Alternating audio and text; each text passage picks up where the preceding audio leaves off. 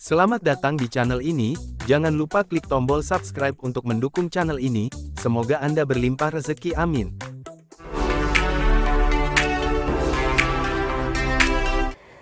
Prestasi timnas sepak bola Indonesia terhenti di babak semifinal saat melawan Vietnam dengan skor 0-2 di My Dinh Stadium Hanoi pada Senin malam. Sejumlah suara netizen pun terpecah, merindukan kemenangan karena 31 tahun sudah timnas Indonesia tak berprestasi.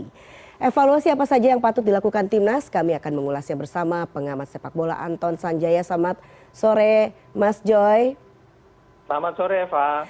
Ya, timnas Indonesia kalah dari Vietnam meski penguasaan bola ini lebih baik tapi tidak ada gol. Bahkan shoot on target Indonesia ini 0. Apakah Anda sudah memprediksi bahwa Indonesia ini gagal menjuarai Piala AFF tahun ini? Ya, Indonesia ini memang nggak jodoh sama AFF ya. Dari sejak kita ikut bertahun-tahun lalu, Indonesia 6 kali masuk final, tidak pernah sekalipun menjadi juara. Dan tapi menurut saya overall ini adalah sebetulnya gambaran dari pembinaan sepak bola Indonesia memang nggak bener gitu ya. Jadi kalau Eva bilang tadi sudah 30 tahun lebih memang betul. Iya, terakhir kan Indonesia meraih medali emas SEA Games 1991. Ya. Itu mungkin banyak generasi milenial sekarang juga udah lupa gitu loh. Jadi memang pembinaan Indonesia ini mandek, stagnan. Karena menurut saya Federasi PSSI ini atau Asosiasi FIFA bilangnya, PSSI ini memang tidak peduli dengan pembinaan usia muda terutama ya. Karena kalau kita lihat negara-negara maju itu kan sources pemain mereka itu kan dari pembinaan usia muda. Sehingga Argentina bisa jadi juara, Prancis, Spanyol jadi juara dunia itu kan karena pembinaan usia muda, bukan karena Liga 1 mereka hebat gitu loh. Ya, Liga 1 itu adalah buntut atau ujung dari pembinaan usia muda, tapi opus coronanya adalah ujung pembinaan yang paling utama itu ya tim nasional. Kalau tim nasionalnya tidak berprestasi, ada sesuatu yang memang berantakan dalam sistem pembinaan sepak bola di satu negara. Oke Mas Joy, kalau kemudian kita kembali ke pertandingan semalam begitu ya, proses gol pertama Vietnam ini kan sebetulnya tercipta pada menit awal, sama persis dengan gol-gol Vietnam saat di fase grup. Anda melihat pelatih Sinteyong ini tidak mengantisipasi umpan saat menyiapkan game plan leg kedua? Menurut saya memang ada hal yang menurut saya Sinteyong ini tidak terlalu fokus sekarang ya pada tim yang ada sekarang. Jadi banyak sekali analis yang mengatakan bahwa memang ada sedikit ketika di leg pertama Sinteyong menyiapkan sebetulnya Vietnam itu membombardir pertahanan Indonesia sehingga permainannya skemanya agak bertahan. Tapi ternyata Vietnam nggak sangar-sangar amat gitu ya, biasa-biasa saja gitu. Dan pergantian pemain Witan dimasukkan kan di leg pertama pun sudah menit ke 90. Jadi memang tidak ada waktu untuk Witan dan siapapun yang masuk di menit 90 itu untuk beradaptasi dengan permainan. Dan kemarin pun menurut saya dari ada gol-gol di awal babak itu memang menunjukkan konsentrasi pemain-pemain Indonesia itu tidak bagus di sejak kick off. Jadi memang ini ada hal yang sangat mendasar menurut saya. Ini game situation mereka ini tidak bagus disiapkan sampai jadi mereka itu tidak panas, belum panas ketika mereka masuk ke lapangan dan kick off. Terbukti betul di menit ketiga gol pertama, menit ke-47 artinya itu 2 menit setelah kick off babak kedua Indonesia bobol.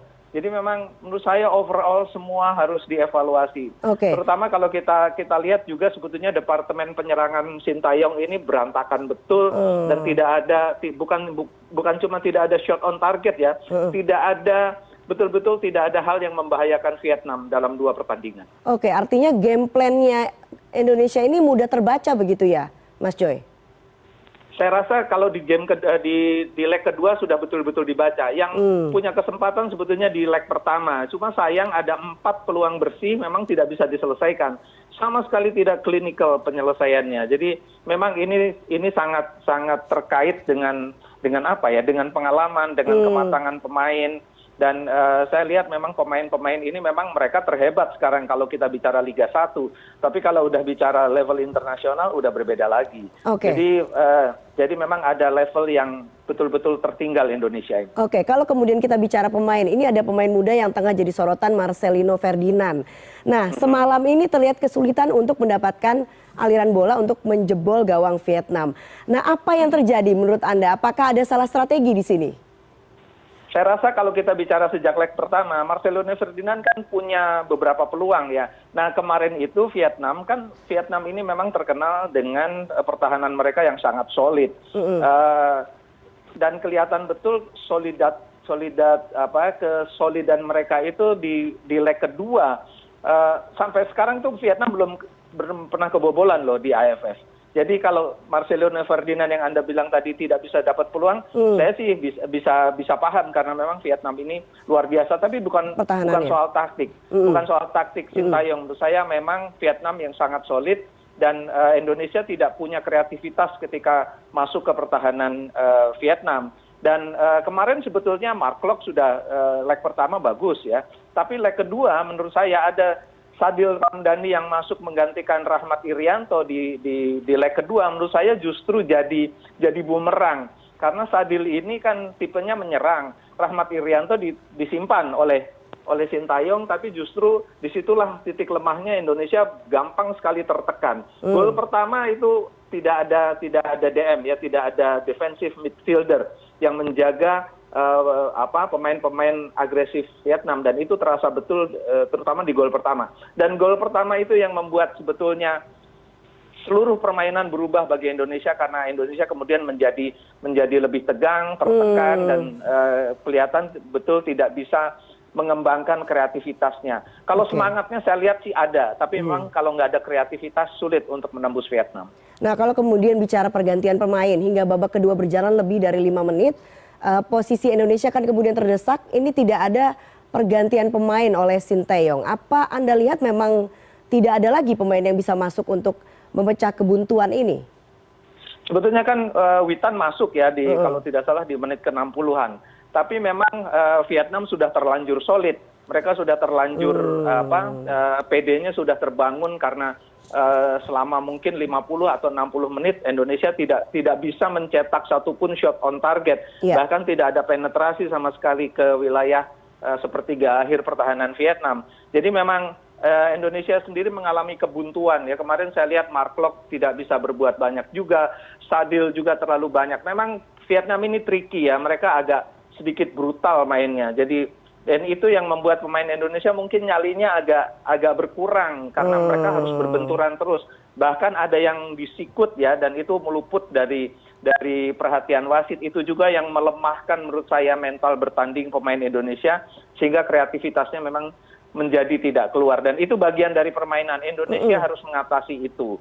Dan Vietnam terkenal dengan itu, dan itu masih dalam koridor permainan menurut saya. Indonesia kalah cerdik lah dalam hal strategi yang non teknis.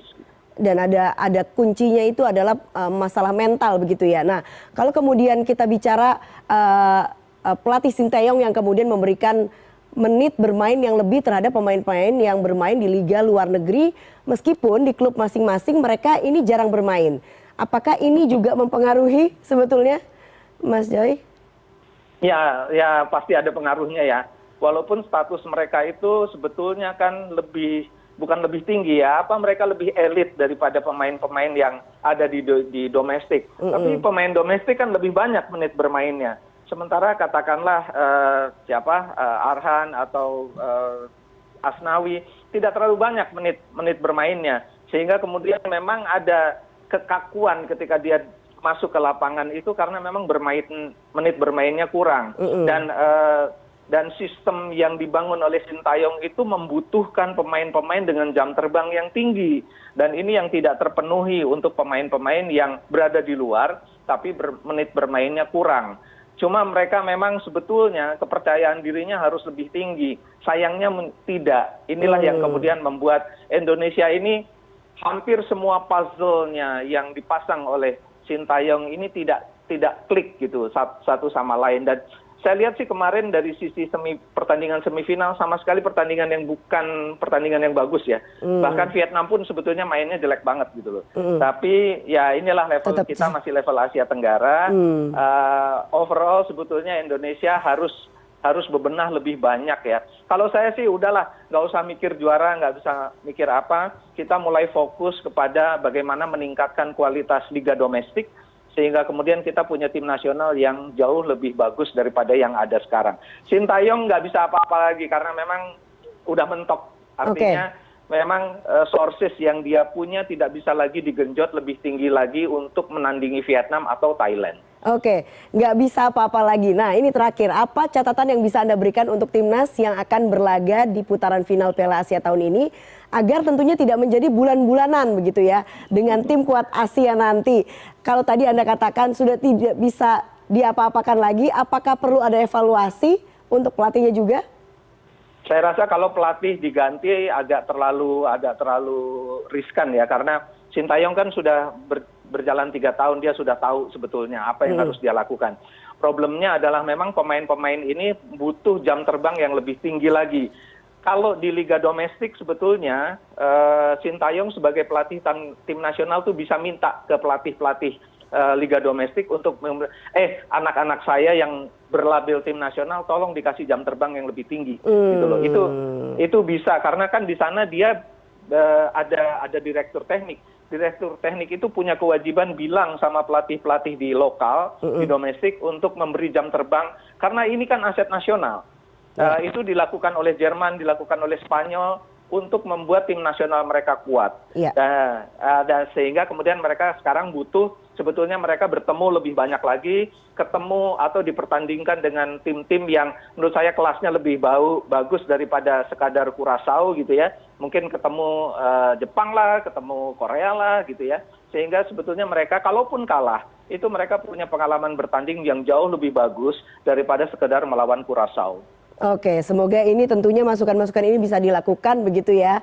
Dan nanti performa tim nasional ini akan baik pada saat nanti di putaran final Piala Asia. Terima kasih. Paling nggak jangan malu-maluin lagi. Kalau ya minimal dapat trofi gitu ya. Itu minimal. Kan 2007 juga Indonesia bagus ya, walaupun kita tidak kemana-mana, hanya di babak grup, tapi bagus permainan Indonesia waktu itu. Oke, kita akan lihat sama-sama ya. Terima kasih Bung Anton Sanjoyo atas ulasannya pada malam hari ini. Selamat malam. Sama-sama, terima kasih. Selamat malam. Untuk mendukung channel ini silakan klik tombol subscribe, like, and share. Terima kasih.